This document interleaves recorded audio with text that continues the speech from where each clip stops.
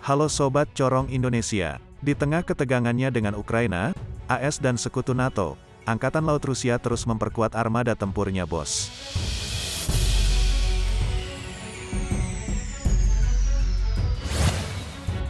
Suasana semakin mencekam, saat Rusia telah berhasil menembakkan rentetan rudal jelajah di Laut Hitam, ketika Vladimir Putin menolak permintaan negara-negara Barat untuk mengurangi kecemasan perang dengan Ukraina. Lantas apa maksud Rusia menembakkan rudal di Laut Hitam? Dia sedang mengisyaratkan apa sih? Atau ini isyarat jika Rusia telah mengibarkan bendera merah pada lawan-lawannya? Oke, sebelum Mimin infokan lebih jauh, alangkah baiknya kalian like video ini, subscribe jika suka dan tekan tombol notifikasinya, biar enggak ketinggalan video terbaru dari Mimin.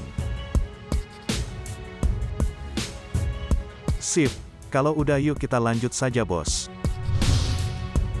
Sobat sekalian, diketahui pada tanggal 27 April tepatnya Selasa lalu, negara pimpinan Paman Putin berhasil memperkeruh suasana yang tadinya tegang kini semakin tegang lagi. Ia meluncurkan armada Laut Hitam Rusia untuk bergerak latihan tempur Angkatan Laut, ketika kapal penjaga pantai AS kembali menuju ke Laut Hitam.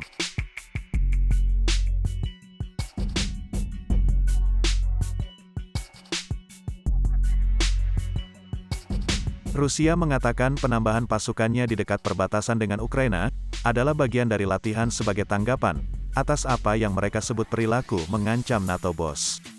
Nah, pada hari Jumat lalu, Angkatan Laut Rusia berhasil menembakkan rudal jelajah anti kapal yang dijuluki sebagai rudal pembunuh kapal induk di Laut Hitam. Momen penembakan ini juga diabadikan dalam sebuah video yang di-up Kementerian Pertahanan Rusia dalam cuitan Twitternya.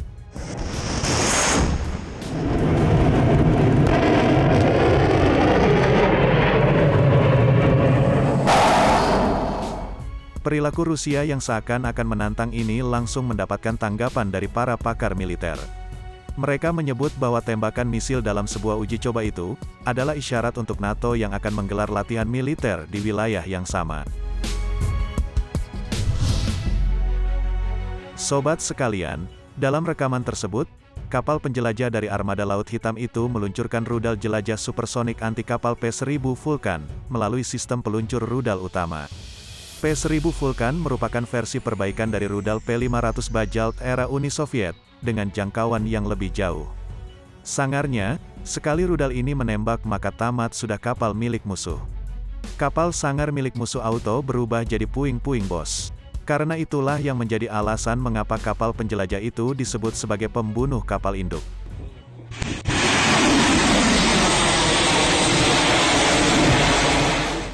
Sobat sekalian, selain itu, pada pekan ini, kapal perang lain, dan helikopter militer Rusia terlibat dalam latihan pertempuran laut langsung. Latihan itu bertepatan ketika kapal penjaga pantai AS, USS Hamilton bergerak ke Laut Hitam untuk bekerja dengan NATO di wilayah tersebut.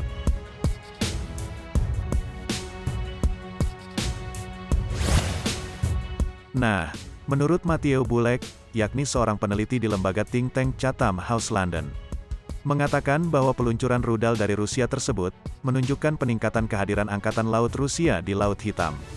Mungkin Rusia menunjukkan niat untuk mempertahankan dan melindungi asetnya di Laut Hitam. Bukan hanya Crimea saja bos, akan tetapi juga Laut Azov, di mana Selat Kerch telah ditutup untuk kapal non-Rusia hingga akhir Oktober. Mimin juga sudah pernah membahas di video sebelumnya. Bisa kalian cek sendiri ya bos. Alasan yang lebih taktis dari tingkah Rusia ini adalah memberikan isyarat kepada NATO, bahwa Rusia mengawasi dengan cermat latihan Defender Eropa 2021 yang akan berlangsung di kawasan itu, dan melibatkan pasukan 27 negara dan puluhan ribu tentara. Lalu apa sih tanggapan Ukraina selaku rival Putin? Ukraina marah bos. Bahkan, kemarahan Ukraina atas aksi provokasi Rusia, telah disuarakan oleh anggota Dewan Perwakilan Rakyat Ukraina, Roman Kostenko. Melihat Rusia adalah salah satu negara dengan militer terkuat di dunia. Oleh sebab itu, Kostenko merasa Ukraina juga perlu nih punya senjata mutakhir seperti rudal jarak jauh yang bisa membuat Rusia terancam. Ia juga sangat yakin nih bos, jika rudal jarak jauh itu bisa digunakan untuk menghancurkan sejumlah fasilitas nuklir yang ada di Rusia. Nah, jika serangan rudal itu berhasil, Mungkin Ukraina bisa memaksa Rusia untuk melakukan diplomasi untuk menyelesaikan sengketa di sejumlah wilayah. Nah, sekarang Mimin mau tanya ke kalian semua, bagaimana sih menurut kalian? Kalian ada di pihak mana nih? Pihak Paman Putin atau Ukraina dan dayang-dayangnya?